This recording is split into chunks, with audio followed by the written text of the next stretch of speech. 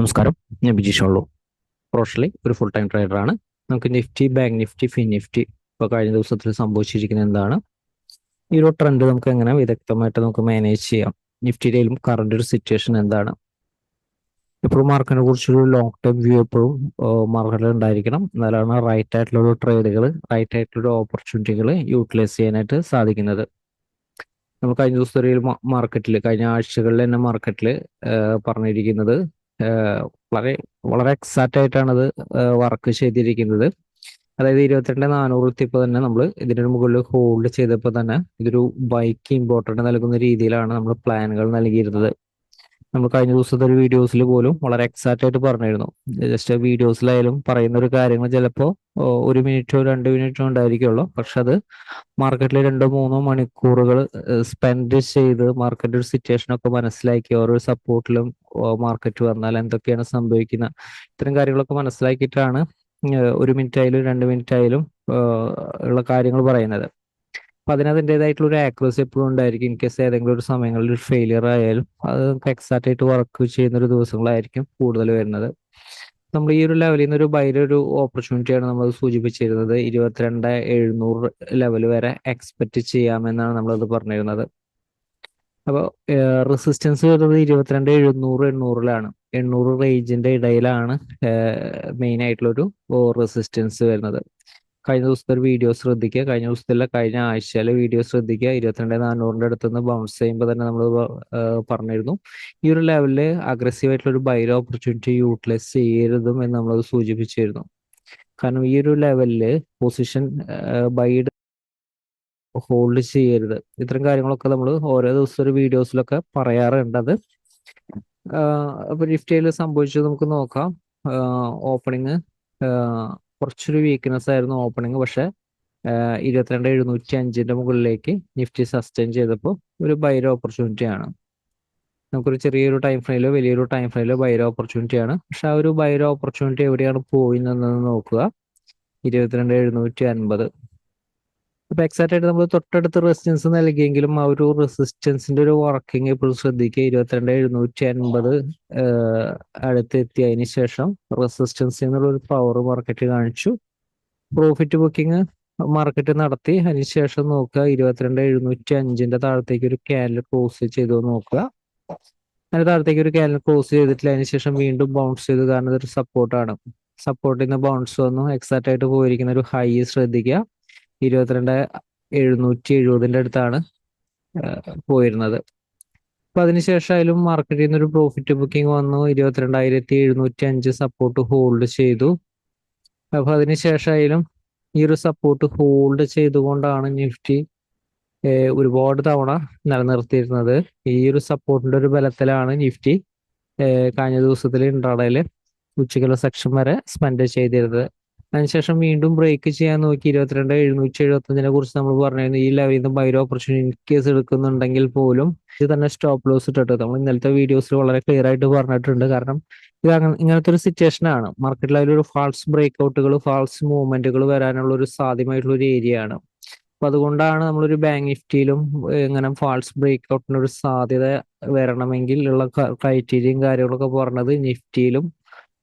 കാരണം ഇതൊരു ട്രാപ്പായി പോകാതിരിക്കാൻ വേണ്ടിയിട്ടാണ് ഈ ഒരു ലെവലിൽ പൊസിഷൻസ് എടുത്ത് ബൈ പോസ്റ്റ് എടുത്ത് ഹോൾഡ് ചെയ്തതെന്ന് പറയുന്നത് പോലും. ഓക്കെ, അപ്പൊ അതിനുശേഷം നിഫ്റ്റിയിലായാലും അവസാനത്തെ ഒരു സെക്ഷനിലാണ് 22,705 താഴത്തേക്ക് ഒരു ക്യാൻഡിൽ ക്ലോസ് ചെയ്തത്. അതിനുശേഷം മാർക്കറ്റിൽ സംഭവിച്ചു നോക്കുക. അതിനുശേഷം മാർക്കറ്റായാലും സഡൻ ഫാൾ ആയിരുന്നു. അടുത്ത സപ്പോർട്ട് ടെസ്റ്റ് ചെയ്തു. 640 ടെസ്റ്റ് ചെയ്യല്ല, വളരെ ഈസി ആയിട്ട് അത് അടുത്ത സപ്പോർട്ട് ബ്രേക്ക് ചെയ്തു. 22,600 സപ്പോർട്ട് ബ്രേക്ക് ചെയ്തു. പക്ഷെ 22,600 മുകളിലാണ് ക്ലോസ് ചെയ്തിരിക്കുന്നത്. അപ്പൊ നിഫ്റ്റിയിലെ ആ ഒരു വർക്കിംഗ് നോക്കുക. നിഫ്റ്റിയിലും നമ്മൾ ഈ ഒരു ലോവർ ലെവലിൽ നിന്നെല്ലാം ബൈക്ക് ഇമ്പോർട്ടൻസ് നൽകുന്ന രീതിയിലാണ് നമ്മൾ പ്ലാൻ നൽകിയിരുന്നതെങ്കിൽ, നമ്മൾ കഴിഞ്ഞ ദിവസത്തിൽ നമ്മളത് പറഞ്ഞിരുന്നത് ഇവിടെ ഈ ഒരു റേഞ്ചിൽ നമ്മളൊരു സെല്ലിന് കൂടുതൽ ഇമ്പോർട്ടൻസ് നൽകുന്ന രീതിയിൽ, അതുപോലെ തന്നെ തൊട്ടടുത്ത് റെസിസ്റ്റൻസുകൾ നൽകി ക്വിക്കായിട്ട് പ്രോഫിറ്റ് ബുക്ക് ചെയ്യാനുള്ളൊരു രീതിയിലാണ് ഒരു പ്ലാനുകൾ നൽകിയിരുന്നത്.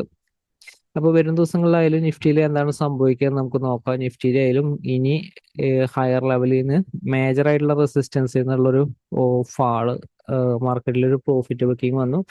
എപ്പോഴും വലിയൊരു സെല്ലായാലും വലിയൊരു ബൈ ഒരു മൊമെന്റ് ആയാലും മേജർ ആയിട്ടുള്ള ഒരു സപ്പോർട്ട് റെസിസ്റ്റൻസ് എന്നാണ് സംഭവിക്കുക. ഫാള് വന്നിരിക്കുന്നത് മെയിൻ ആയിട്ടുള്ള ഒരു റെസിസ്റ്റൻസിൽ നിന്ന് തന്നെയാണ് ആ ഒരു ഫാള് വന്നിരിക്കുന്നത്. അപ്പൊ അതുകൊണ്ട് ആ ഒരു ഫാളിന്റെ ഒരു പവർ മാർക്കറ്റിൽ ഉണ്ടായിരിക്കും. 22,400 ഇനി സസ്റ്റെയിൻ ചെയ്യാൻ സാധിക്കുമോ എന്ന് നമുക്ക് അടിസ്ഥാനമാക്കിയായിരിക്കും ഇനിയുള്ളൊരു മൊമെന്റം. 22,400 താഴത്തേക്ക് പോയാലും ഇൻട്രാഡേയിൽ അതിന്റെ മുകളിലേക്ക് ബൗൺസ് ചെയ്യാൻ വരാൻ പോകുന്ന ദിവസങ്ങളിൽ ചെയ്യേണ്ട ട്രേഡിംഗ് പ്ലാൻ ശ്രദ്ധിക്കുക. അതിനനുസരിച്ച് ആണ് നമ്മളൊരു പ്ലാനുകൾ നൽകാൻ പോകുന്നത്. ഇപ്പോ നിഫ്റ്റിയിലും വരും ദിവസങ്ങളിൽ ഇൻട്രാഡേയിൽ മാനേജ് ചെയ്യുന്നത് എങ്ങനെയാണെന്ന് നമുക്ക് നോക്കാം. നിഫ്റ്റിയിലും ഹയർ ലെവൽ റെസിസ്റ്റൻസ് 22,650 ഞാനിവിടെ റെസിസ്റ്റൻസ് ആയി എടുക്കുന്നത്. ഇപ്പൊ നിഫ്റ്റിയിൽ ഓപ്പൺ ചെയ്യുന്നത് 22,650 ഒരു മുകളിലാണെങ്കിൽ ബൈ ഒരു ഓപ്പർച്യൂണിറ്റി കിട്ടിയ യൂട്ടിലൈസ് ചെയ്യാം. ചെറിയ ടൈം ഫ്ലോ വലിയ ടൈം ഫ്ലോ കിട്ടിക്കഴിഞ്ഞാൽ യൂട്ടിലൈസ് ചെയ്യാം. റെസിസ്റ്റൻസ് കാണുന്നത് 22,710 ഇനി റെസിസ്റ്റൻസ് കാണുന്നത്. അപ്പൊ ഓപ്പൺ ചെയ്യുന്നത് ഗ്യാപ്പ് അപ്പ് ഓപ്പണിംഗ് ആയിരുന്നാലും 650 ഒരു താഴെയാണെങ്കിൽ ചെറിയൊരു ഗ്യാപ്പ് അപ്പ് ഓപ്പണിംഗ് ആണ്. ഷോർട്ട്സിന്റെ ഓപ്പർച്യൂണിറ്റിക്ക് ഇമ്പോർട്ടൻസ് നൽകാം. അടുത്ത സപ്പോർട്ട് വരുന്നത് 22,600 സപ്പോർട്ടാണ്. 600 സപ്പോർട്ട് ഹോൾഡ് ചെയ്തിട്ടാണ് നിഫ്റ്റി നിലനിൽക്കുന്നത്. തൊട്ട് താഴെ സപ്പോർട്ട് ഉണ്ട് 22,575. 600 റേഞ്ച് ഒരു സപ്പോർട്ടാണ്. ഇപ്പൊ ചെറിയൊരു ഗ്യാപ് ഡൗൺ ഓപ്പണിംഗ് ആണെങ്കിൽ ശ്രദ്ധിക്കണം. തൊട്ടടുത്ത് സപ്പോർട്ട് ഉണ്ട്. അപ്പൊ 22,575 600 എന്ന് പറയുന്ന ഒരു റേഞ്ച്, ഈ റേഞ്ചിന്റെ ഉള്ളിൽ നിന്ന് എങ്ങോട്ടാണ് പോകുന്നത് ആ ഒരു റേഞ്ചിലോട്ട് പോകാൻ ശ്രദ്ധിക്കുക. 22,575 ബ്രേക്ക് ചെയ്താൽ 22,500 താഴെയാണ് സപ്പോർട്ട് കാണുന്നത്. ഇനി ഇതിന്റെ ഒരു താഴത്തേക്ക് വലിയൊരു സ്ട്രെങ്ത് ആയിട്ടുള്ള സപ്പോർട്ടുകൾ അത് കാണുന്നില്ല. 22,485 സപ്പോർട്ട് കാണുന്നുണ്ട്. അതുപോലെ തന്നെ 22,400 സപ്പോർട്ട് കാണുന്നുണ്ട്. 22,400 സപ്പോർട്ട് ഇനി വരും ദിവസങ്ങളിൽ അത്ര ഇമ്പോർട്ടന്റ് ആയിട്ട് വർക്ക് ചെയ്യുമെന്നുള്ള അറിയില്ല. പക്ഷെ 22,400 അല്ല ഇമ്പോർട്ടന്റ് ആവുക. 22,400 താഴെയുള്ള സപ്പോർട്ടുകളാണ്. 22,400 താഴത്തേക്ക് പോയതിനു ശേഷം വീണ്ടും അതിന്റെ ഒരു മുകളിലേക്ക് സസ്റ്റെയിൻ ചെയ്യാനായിട്ട് ശ്രമിക്കും. അതായത് 400 മുകളിലേക്ക് സസ്റ്റെയിൻ ചെയ്യാൻ ശ്രമിക്കും. അപ്പോഴാണ് ബൈ ഓപ്പർച്യൂണിറ്റി യൂട്ടിലൈസ് ചെയ്യുന്നത്. 350 സപ്പോർട്ടാണ്. കാരണം മാർക്കറ്റ് ഇപ്പോൾ കുറച്ചൊരു വീക്ക്നെസ് ആണ്. ഹയർ ലെവലിൽ നിന്നുള്ള പ്രോഫിറ്റ് ബുക്കിംഗ് സ്റ്റാർട്ട് ചെയ്തു. അപ്പോൾ എക്സാക്ട് ആയിട്ട് ബൈ എടുക്കേണ്ട രീതികൾ പറഞ്ഞു തരാം. 350 താഴെ മാർക്കറ്റ് വൈഡായിട്ട് മൂവ് ചെയ്യാനുള്ള ഒരു സാധ്യതയുണ്ട്. വരാൻ പോകുന്ന 1-2 ദിവസത്തിന് ഉള്ളിൽ അല്ലെങ്കിൽ നെക്സ്റ്റ് വീക്കോട് കൂടി തന്നെ വലിയൊരു മൂവ്മെന്റ് സ്റ്റാർട്ട് ചെയ്യാൻ വളരെ സാധ്യത കൂടുതലാണ്. അപ്പോൾ അതുകൊണ്ട് തന്നെ വരും ദിവസങ്ങളായാലും വൈഡായിട്ടുള്ള സപ്പോർട്ട് റെസിസ്റ്റൻസുകൾ നൽകുന്നുണ്ട്. അപ്പോൾ നിഫ്റ്റിയിൽ ഓപ്പൺ ചെയ്യുന്നത് in case gap down opening ആണ്, സപ്പോർട്ട് ബ്രേക്ക് ചെയ്തിട്ടാണ് 22,485 താഴെയാണെങ്കിൽ ഷോർട്ട്സിന്റെ ഓപ്പർച്യൂണിറ്റി ചെറിയ ടൈമിൽ യൂട്ടിലൈസ് ചെയ്യാം. 400 സപ്പോർട്ട്, 400 ബ്രേക്ക് ചെയ്താൽ 350 സപ്പോർട്ട്. 350 ഹോൾഡ് ചെയ്ത് 400 മുകളിലേക്ക് സസ്റ്റെയിൻ ചെയ്താൽ പിന്നെ അഗ്രസീവ് ആയിട്ടുള്ള ഷോർട്ട്സിന്റെ ഓപ്പർച്യൂണിറ്റി യൂട്ടിലൈസ് ചെയ്യരുത്. ബൈക്കിലെ ഓപ്പർച്യൂണിറ്റി യൂട്ടിലൈസ് ചെയ്യാം. ഓപ്പൺ ചെയ്യുന്ന ഗ്യാപ് ഡൗൺ ഓപ്പണിംഗ് ആണ്. 485 സപ്പോർട്ടിലാണ്. ബൈ ഓപ്പർച്യൂണിറ്റി കിട്ടിയ യൂട്ടിലൈസ് ചെയ്യാം. ഷോർട്ട്സിന്റെ ഓപ്പർച്യൂണിറ്റി റെസിസ്റ്റൻസിന്റെ അടുത്ത് വരുന്നുണ്ടെങ്കിൽ ഷോർട്ട്സിന്റെ ഓപ്പർച്യൂണിറ്റി യൂട്ടിലൈസ് ചെയ്യാം. 22,475 600 റേഞ്ച് ആണ്. ഈ ഒരു റേഞ്ചിൽ നിന്ന് ഷോർട്ട്സിന്റെ ഓപ്പർച്യൂണിറ്റി വരുന്നുണ്ടെങ്കിൽ യൂട്ടിലൈസ് ചെയ്യാം. 400 സപ്പോർട്ട്, 350 സപ്പോർട്ട്.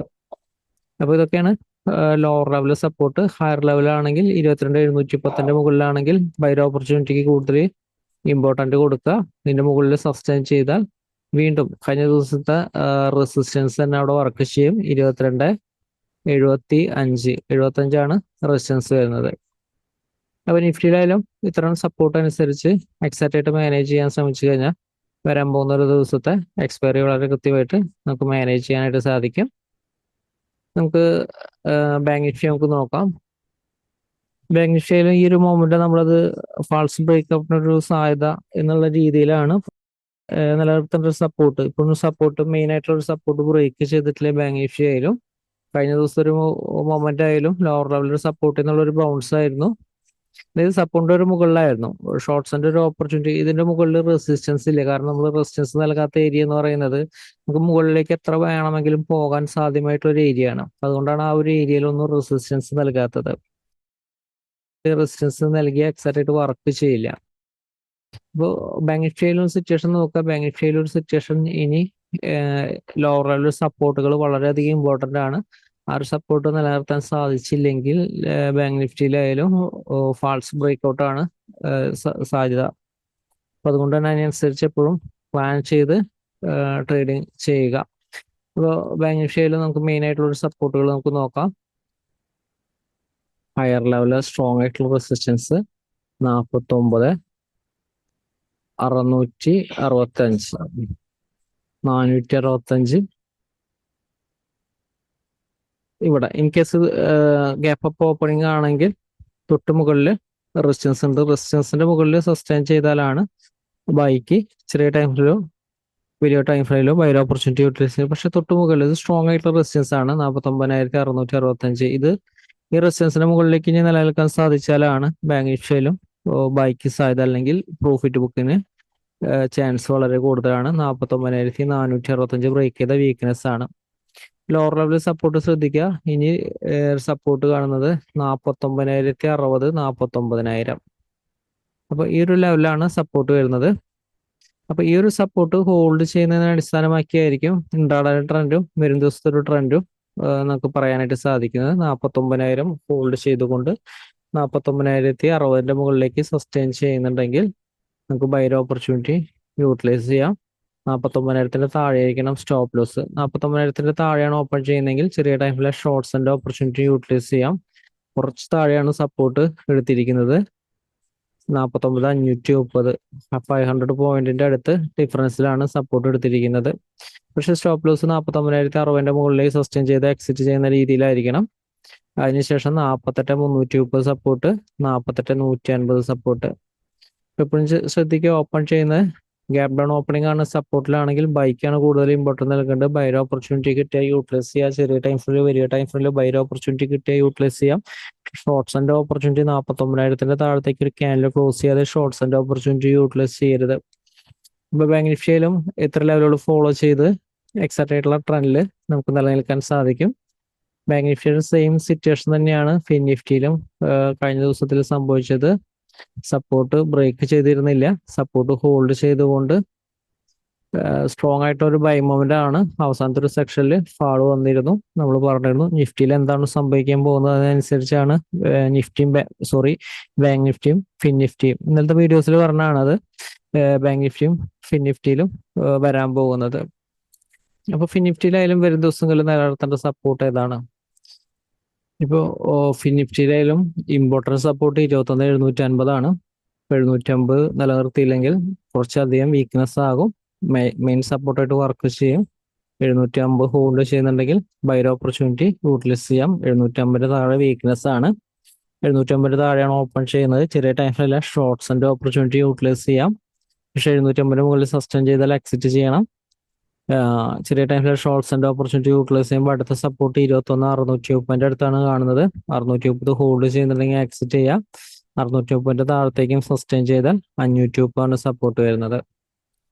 ഇപ്പോൾ ഫിനിഷിൽ ഓപ്പൺ ചെയ്യുന്നപ്പോഴും ശ്രദ്ധിക്കുക, ഓപ്പൺ ചെയ്തിരിക്കുന്നത് പറഞ്ഞിരിക്കുന്ന ഒരു സപ്പോർട്ടിന്റെ ഒരു താഴെയാണെങ്കിൽ വീക്ക്നെസ് ആണ്. ഷോർട്ട്സിന്റെ ഓപ്പർച്യൂണിറ്റി യൂട്ടിലൈസ് ചെയ്യാം.